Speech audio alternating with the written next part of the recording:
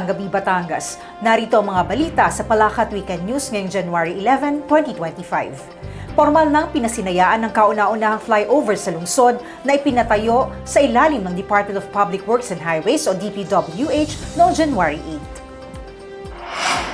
8. Ito ay may sukat ng 1.44 kilometers na may dalawang alignment, tungong Batangas Port at Batangas City proper.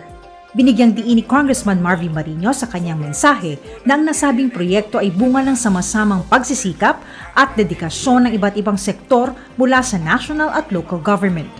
Maswerte aniya siya na nabigyan ng pagkakataon na matupad ang kanyang pangarap para sa lungsod.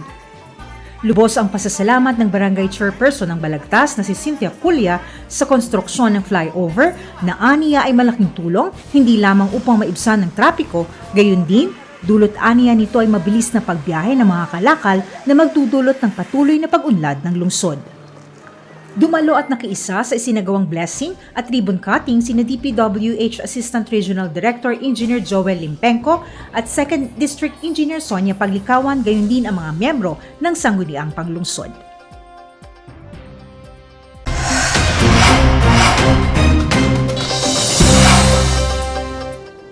Muling ipinakita ng mga Batanggenyo ang malakas na debosyon sa mahal na patrong Santo Niño ng Batangan sa paglahok sa fluvial procession noong January 7.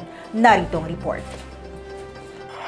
Ang naturang gawain ay hindi lamang pasasalamat ng mga mamamayan ng lungsod sa mga biyayang natatanggap, gayon din ang patuloy na paggabay at pag-adya ng mahal na poons laban sa mga sakuna.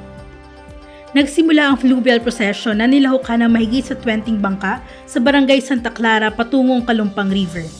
Isinakay ito sa pinalamutiang pagoda kasama sina Mayor Beverly Dimacuja, Congressman Marvin Marino, Vice Mayor Eliza Cruz, Team EBD, City Administrator Engineer Sunny Godoy, ilang department heads at mga kaparian ng Immaculate Conception Church. Isinagawa ang pagdadasal ng dalit sa mahal na patrong Santo Niño sa buong panahon ng fluvial procession habang binabagtas ang Barangay Kuta, Wawa at Malitam. Pagkatapos ng fluvial procession, hinandugan ng subli ng mga mag-aaral mula sa iba't ibang paaralan ng Santo Niño bago isagawa ang prosesyon sa kabayanan. Pagdating ng simbahan, sinalubong ang prosesyon ng fireworks display.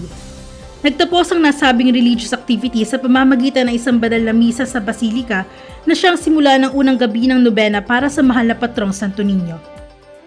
Para sa Palakad Weekend News, Angel Varona nag-uulat.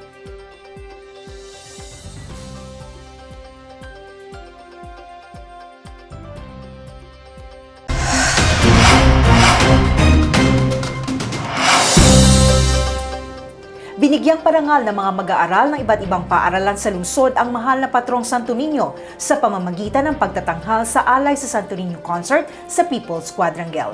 Ang detalye sa report ni Vanessa Villena.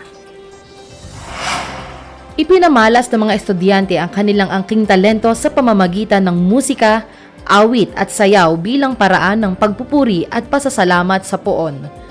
Unang nagtanghal ang mga mag-aaral ng Divine Child Academy na sumayaw ng katutubong sayaw na pandango. Sinundan ito ng pagtatanghal ng Escola Maria at ng mga mag-aaral ng kolehiyo ng lungsod ng Batangas na nagpakita ng tibay ng samahan at pananalig ng pamilyang Batanggenyo. Modern subli naman ang ipinamalas ng Indayog Kultura Dance Company ng University of Batangas. Ipinakita ng likhang sining dance company ng Marian Learning Center and Science High School kung gaano kayaman ang kultura ng bansa at ipinakita ang kabayanihan ng mga Filipino na lumaban sa mga dayuhan. Nagpugay sa Santo Niño ang mga kabataang miyembro ng Himig Tinig Coral at Bahaghari Dance Troupe ng Batangas City High School for the Arts sa pamamagitan ng pag-awit at pagsayaw na nakasentro sa pag-ibig.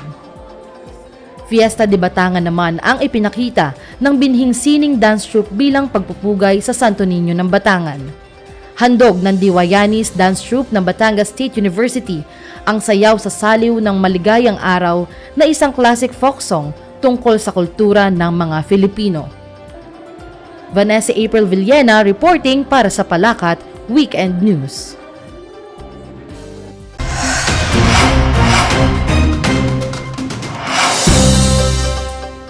Isang ordinansa na nagbibigay ng pantay na oportunidad at pagkakataong makapagtrabaho ang mga retiradong senior citizens at mga persons with disabilities ang ipinasa ng Sangguniang Panglungsod kamakailan. Ang detalye ng ulat na ito mula kay Gerson Sanchez. Ito ay ang Batangas City Workforce Integration and Participation of Senior Citizens and Persons with Disability Ordinance. Ayon sa may akda ng naturang ordinansa ni si Konsehal Hamilton Blanco, maraming senior citizens at PWDs ang may kapasidad pang magtrabaho subalit hindi mabigyan ng pagkakataon dahil sa edad at physical disabilities. May karapatan pa din anya ang mga ito na maging produktibong bahagi ng lipunan at mabigyan ng oportunidad na makatulong sa kanilang mga pamilya. Ayon sa probisyon ng ordinansa, dapat tanggapin ng mga private companies ang mga kwalipikadong seniors at PWDs na makakaganap ng essential functions na kinakailangan ng kanilang kumpanya.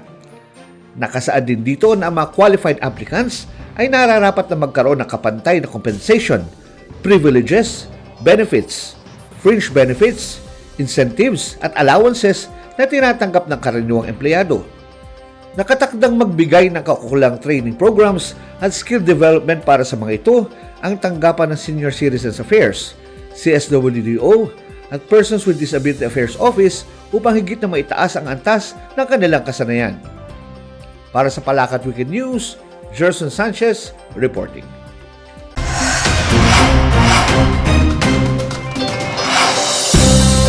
Magbabalik ang Palakat Weekend News makalipas ang ilang paalaala.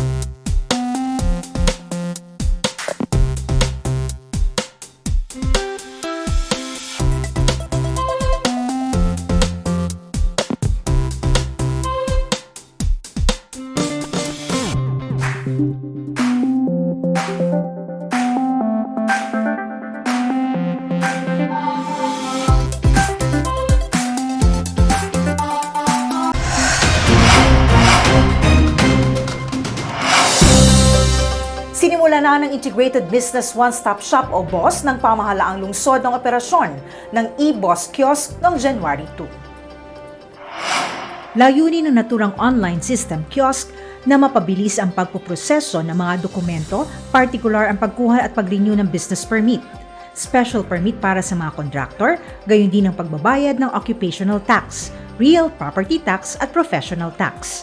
Ang nasabing hakbang ay alinsunod sa Zero Contact Policy sa ilalim ng Ease of Doing Business Law at Anti-Red Tape Act o ARTA.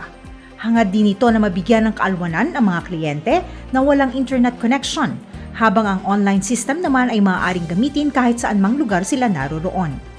Tumanggap ng regalo ang unang taxpayer na gumamit ng end-to-end online business renewal process. Ang naturang kiosk ay matatagpuan sa 4th floor ng Bay City Mall at maaaring gamitin anumang oras kahit Sabado at Linggo.